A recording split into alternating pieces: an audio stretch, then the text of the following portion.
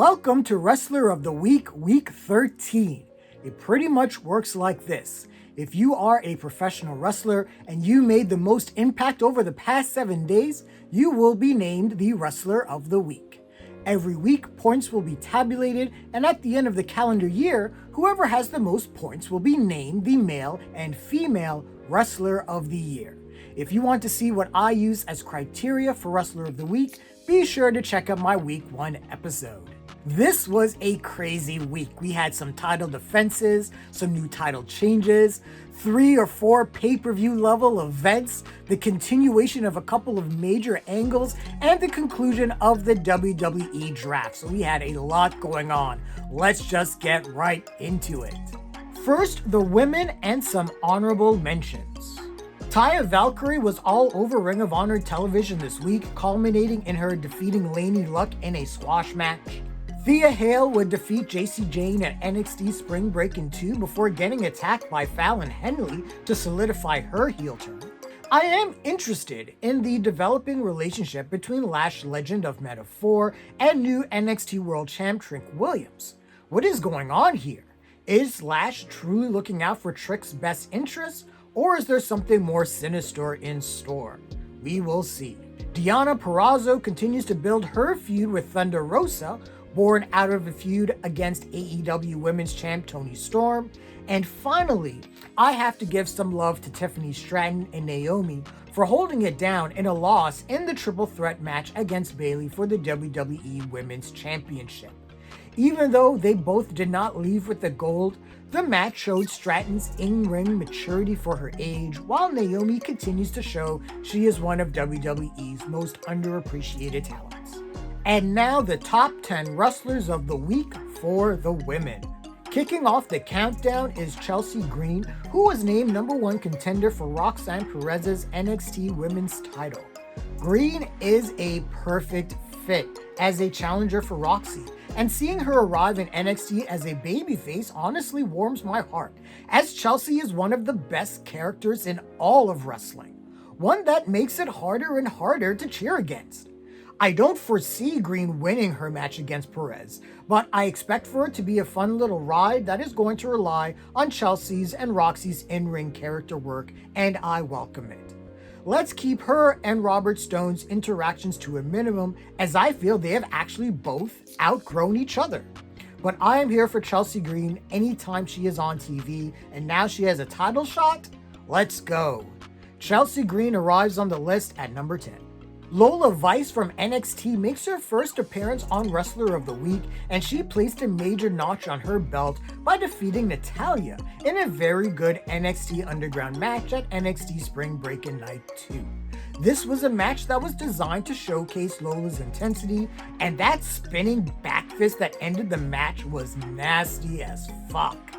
This is a major career-defining victory for Vice, who, now that some NXT women have been called up to the main roster, has made room for talents like Vice to gain more TV time and take advantage of opportunities that arise from a high-profile victory like this. I think Lola Vice has a lot of potential. There is still a lot of polish left for her, but there is a definite foundation, and only working with talents like Natalya and Shayna Baszler will only help. Congrats on her major victory. We have Lola Vice on the list at number 9. The Professor is in the house, as we have Serena Deeb coming in at number 8. Deeb is the #1 contender for Timeless Toni Storm's AEW's women's title, and she made a major statement on AEW Dynamite as she basically wrapped Mariah May into such a pretzel that Toni Storm had to throw in the towel, adding a major wrinkle to the build of this match, as I wonder if May will happen to have a towel on hand during the title match, and would she be tempted to throw it in on behalf of Storm, or will she not throw in the towel because it is more important to have the AEW Women's Champ in her orbit?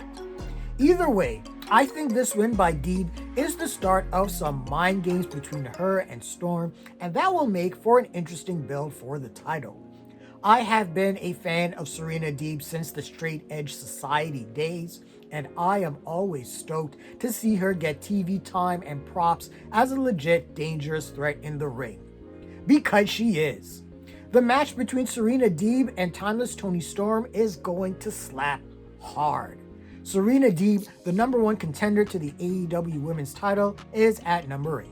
Masha Slamovic and Alicia Edwards, the brand new TNA Knockouts Tag Champs, land on the list at number 7. At TNA Under Siege, Slamovic and Edwards took down Spitfire, ending their very brief reign with the straps. Slamovic and Edwards are a team that I can see going far, and with Edwards as a part of the system, they are now just dripping in all the gold. I am honestly shocked at how the TNA Knockouts tag titles have been bouncing around lately, but maybe with Slamovic and Edwards holding the titles, there may be a little more stability in that reign. We will see. I always say follow-up is key, but for now, congrats to our new champs, Masha Slamovic and Alicia Edwards, your new TNA Knockouts champs, who are at number 7 on the list. We have a couple of female NXT call-ups, Blair Davenport and Lyra Valkyria, who are here on the list at number 6. Lyra Valkyria's announcement to the main roster, specifically to Raw, was all but confirmed, as she had accomplished all she could do in NXT, even defeating Becky Lynch for the NXT Women's title, and I am sure that rub is going to carry over onto the main roster, and I wouldn't be surprised to see that rivalry heat back up. Blair Davenport being called up to SmackDown is something I didn't see coming, but the more I thought about it, the more it makes sense. Davenport was the endgame of one of NXT's biggest angles, which was the reveal of the mysterious NXT parking lot attacker, and I felt she handled the pressure of being a slimy heel well in the aftermath. So as a character, I can see Davenport working. It is going to be all about the booking though. Congrats to our NXT call-ups, former NXT Women's Champ Lyra Valkyria, and Blair Davenport, who are on the list at number 6. Liv Morgan is on the list at number 5, and she continues to interject herself in the main program for the women on Raw. This week, while having a face-to-face with Becky Lynch to confront the new Women's World Champ, she had to first fend off Nia Jax, who planned on playing spoiler before she eventually heads to SmackDown. Morgan was able to defeat Jax, putting a definitive end to that feud, and that fully opens things up for Liv and Becky Lynch to clash over the title. Does this win over Jax provide Liv with the ammunition to approach Adam Pearce for a title shot? Or will Becky Lynch just take Liv up on the challenge as she is a fighting champ? Time will tell, but it is only a matter of time of when before Liv and Becky meet on the battlefield. Liv's revenge tour is one of the best stories going on in women's wrestling. Even though Rhea Ripley is on the shelf, the injury actually put more heat on Morgan, and that is only going to make Rhea Ripley's eventual return all the more sweet. Especially with Dom seemingly following Liv around like a lost puppy. But this week isn't about mommy. It's about Liv, who has prepped herself to challenge for Raw's main women's title and finds herself at number 5. TBS Women's Champ Willow Nightingale arrives at number 4, and she survived a hell of a battle against Sky Blue on AEW Dynamite to successfully defend her TBS title, and now we have 1, a fighting babyface champion, and 2, a clear path leading towards Willow and Mercedes Moné for Double or Nothing. Willow is just a great professional wrestler. She is a great bubbly babyface that shows great fire in the ring, and I really believe the match she and Moné will have at Double or Nothing will be a legit banger. All I hope is that once the feud with Moné has reached its conclusion, that Willow continues to be featured on AEW television. She is too talented to fall through the cracks. Time will tell, but at this point this week, Willow Nightingale, the TBS Women's Champ, lands at number 4. We have new WWE Women's Tag Champs, Bianca Belair and Jade Cargill, and they land at number 3 on the list for this week as they defeated Asuka and Kairi Sane, the Kabuki Warriors, for the straps.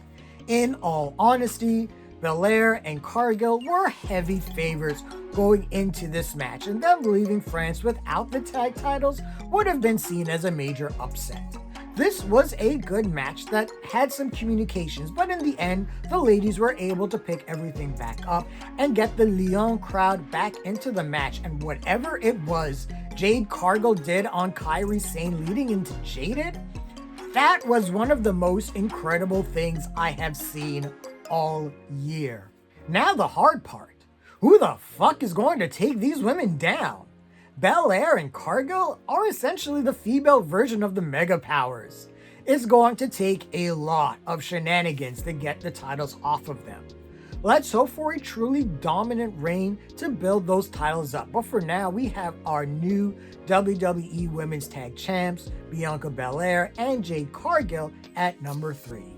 Stopping short of the top of the list is WWE Women's Champ Bayley, who at WWE Backlash in France successfully defended her title against both Tiffany Stratton and Naomi in a fun, wild triple threat match that was made even better by the Lyon faithful.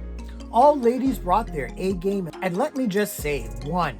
Tiffany Stratton has no right being as good as she is at her age, and 2. Naomi is mad underappreciated. All 3 of these women gelled really well in the ring, but at the end, it was a roll-up from Bayley on Naomi for the pin and the victory. Bayley has her first successful title defense out of the way, and the way things went down, I see Naomi perhaps taking a step back for Tiffany Stratton, who is most likely going to take umbrage that she did not take the pinfall in this match.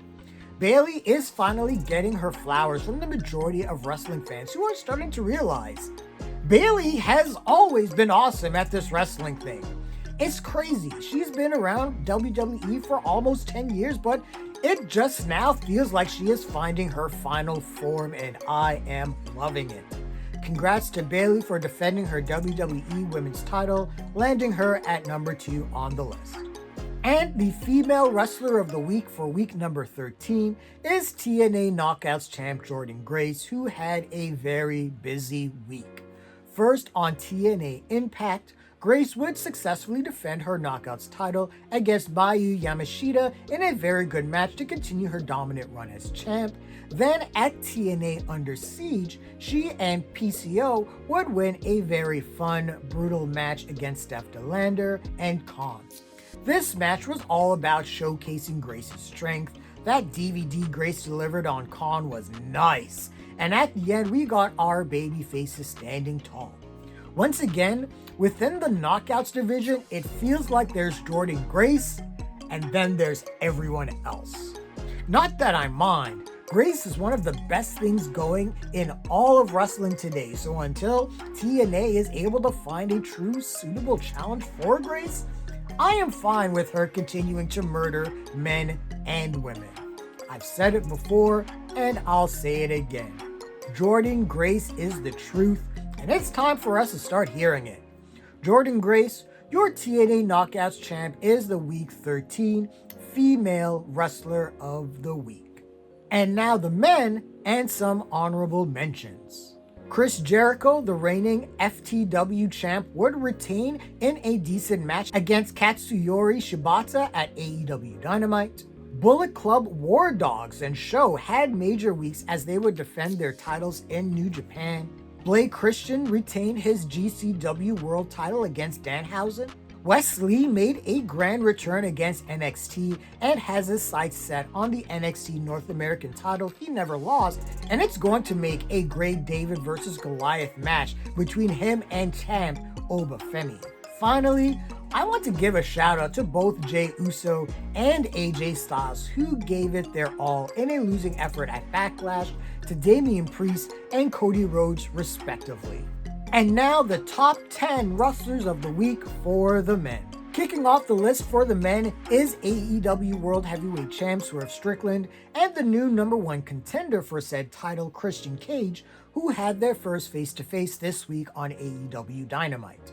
Swerve opened the show with a promo and ran down the Young Bucks for their behavior, and this brought the Bucks out on the screen as they announced Cage as the number 1 contender, and he and the Patriarchy beat down Swerve and Prince Nana to send a message. Cage is honestly a great first opponent for Swerve at Double or Nothing. As he is a heel people love to cheer against, he is still very good in the ring and is a strong enough character to help build their match. Follow-up is key, as I've always said, but I really like this first confrontation and I am excited to see what is next. We got AEW champ Swerve Strickland and number 1 contender Christian Cage at number 10. We have a slew of tag teams at number 9, and they all either defended or won tag titles this week. First, our new champs Bullet Club, Chase Owens and Kenta, bested Bishamon to win the IWGP tag titles at New Japan Pro Wrestling Dontaku. Awesome Truth would fend off Alpha Academy on Monday Night Raw to defend their Raw titles. Axiom and Nathan Frazier would survive their tag title match against Authors of Pain at NXT Spring Breakin' Night 2, and on SmackDown, A-Town Down Under would defeat the Street Profits in a good match. All of these teams are great in their own way, and I have been entertained by all of them. Each team has something to offer for their respective promotions and brands and are great champions. And here's to more success for each of these tag team champions who appear at number 9. The System from TNA comes in at number 8, and they had a very busy week. At TNA Under Siege, the System would win a major 6-man main event match against Broken Matt Hardy and Speedball Mountain, along with Alicia Edwards winning the TNA Knockouts tag straps with Masha Slamovit against Spitfire. So now the System is just covered in gold, and they truly feel like a dominant faction. I am not sure who can come in to take them down, but I am all here for it. The System has done wonders for all, especially TNA World Champ Moose, who continues to shine and present himself as a star. But the System had a major week, and that gets them to number 8 on the list. We have a couple of major angles continuing on AEW and WWE TV, and it's sort of fitting that they are all together on this list. First, on Monday Night Raw, we saw the continuing build to the feud between CM Punk and Drew McIntyre, and what is amazing about this feud is both are injured and they are still able to get everyone invested in their story. Also, congrats to Drew McIntyre for signing his new multi-year deal with WWE. Over on AEW, the Elite continued their reign of terror, basically pushing Tony Khan out as a decision maker in the promotion. Then at the end of the night, after a great heartfelt promo by Kenny Omega, the Elite would come out and attack him. Both angles are pretty hot for their respective promotions, and I am just enjoying the ride. Despite one's personal feelings for whoever may be involved, it is hard to admit that they aren't getting the wrestling world to talk about them. Coming in at number 7 is the Elite and CM Punk and Drew McIntyre. Debuting on Wrestler of the Week, appearing at number 6, is the first ever WWE Speed Champ Ricochet, who this week defeated Johnny Gargano in the finals of the WWE Speed Tournament, and now we have a new champ, and it is great to see Ricochet with the title around his waist, and this feels like the launching pad for bigger and better things for the one and only. I dig the speed concept, and it looks like we are going to get a women's speed tournament, which I am looking forward to. Ricochet is one of those talents who works well with anyone while still providing awe-inspiring feats of athleticism. The former Prince Puma has a major notch on his career, as no one can ever take away the fact that he was the first WWE Speed Champ, and that will keep him in the record books forever. Let's see how WWE continues the speed concept and how Ricochet is presented as champ, but congrats to Ricochet, the first WWE Speed Champ, who lands at number 6. We have a 3-way tie at number 5 for Adam Copeland of AEW, Obafemi of NXT, and Mustafa Ali of TNA, who all retained their secondary titles respectively. First, on NXT Spring Breakin' Night 2, Obafemi would defeat Ivar in a hard-hitting, big man slapping meat match to retain his North American title. On AEW Dynamite, Adam Copeland would defeat Buddy Matthews from House of Black to retain his TNT title and continue his feud with House of Black. Then at TNA Under Siege, Mustafa Ali retained his X Division title against Ace Austin in a very good match after defeating Chris Bay on Impact earlier in the week. Our three secondary title holders are great champions in their own right. Adam Copeland is using the TNT title to provide opportunities for young and underappreciated AEW talent, while Obafemi has the North American title to build himself up as a monster. And Mustafa Ali as X Division champ is really an instance of a talent betting on himself. I love all three, and I hope each one of their title reigns end up being super important for their promotions. This week, AEW TNT champ Adam Copeland, NXT North American champ Obafemi, and TNA X Division champ Mustafa Ali appear at number 5 on the list. We have another three-way tie for a few major new champions in New Japan in David Finlay, Jeff Cobb, and Shingo Takagi. First, Finlay ended Nick Namath's over 70-day reign as New Japan Global Champion in a very good match to regain his title back. Meanwhile, Cobb would best Zack Sabre Jr. to win the New Japan Television title in what I would call a mild upset, as Sabre just got a hold of that title defeating Matt Riddle, but it is a huge victory for Cobb. Finally, Shingo Takagi would defeat Gabe Kidd in a legit Match of the Year contender at Night 2 of New Japan Wrestling Dontaku to win the Never Openweight title. That match was an absolute brutal war and one of the best New Japan has showcased this year. I am hoping that Wrestling Dontaku will serve as a reset of sorts, as there's been a lot of complaints over Gedo's booking, but it does feel like in some instances, New Japan is trying to right the ship, and the crowning of these three champions are a step in the right direction. But congrats to David Finlay, Jeff Cobb, and Shingo Takagi, who all end up on number 4 on the list. IWGP Heavyweight Champion Jon Moxley lands at number 3 on the list, and he had a productive week as he defended his IWGP title at New Japan Wrestling Dontaku Night 2, where Mox defeated Ren Narita to retain his IWGP title. It was a bloody affair that saw House of Torture attack before the bell.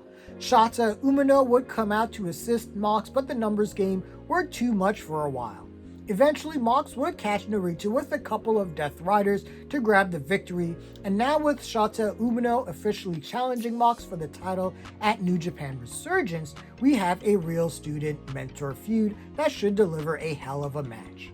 Moxley continues his run being a fighting champion, and that lands him on number 3 on the list. Coming in at number 2 is the reigning WWE World Heavyweight Champion Damian Priest, who took down a very game Jey Uso to retain his title.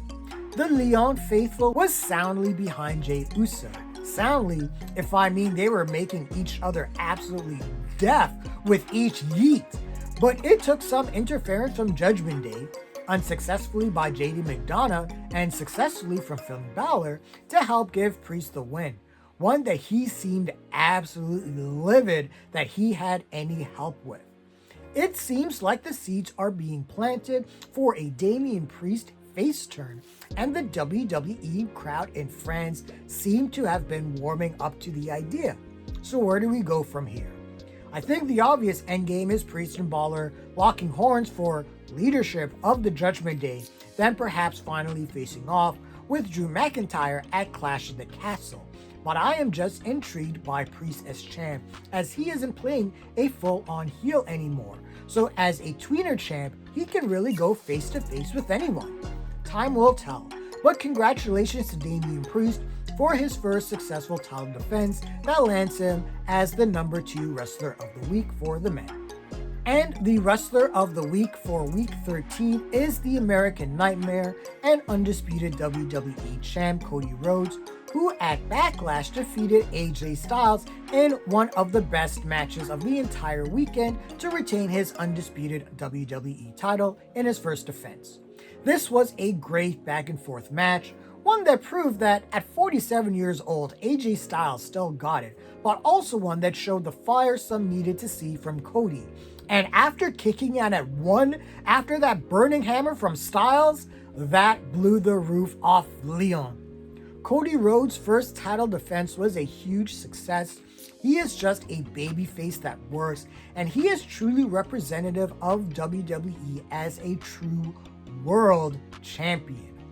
We have kicked off this new era with a bang, and if Cody's title defenses are going to be of this caliber, this is going to be a hell of a title run.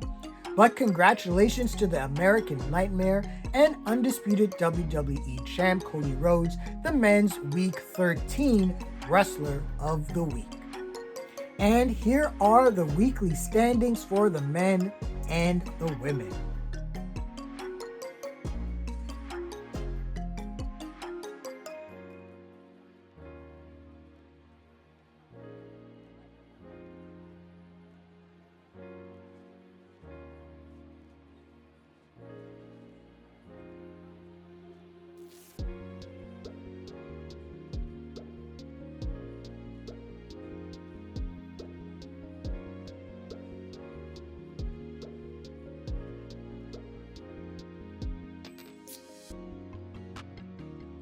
Man, what a week. This is one of those weeks where I just watch everything that is happening in the professional wrestling world and I just say, I love pro wrestling and I am not ashamed of it. What did you think of my picks for Wrestler of the Week? Do you agree or disagree? Share your thoughts, leave your comments, like the video, subscribe to the channel, and don't forget to hit that bell icon so you can get notifications as well. Thanks a lot, everyone. Take care.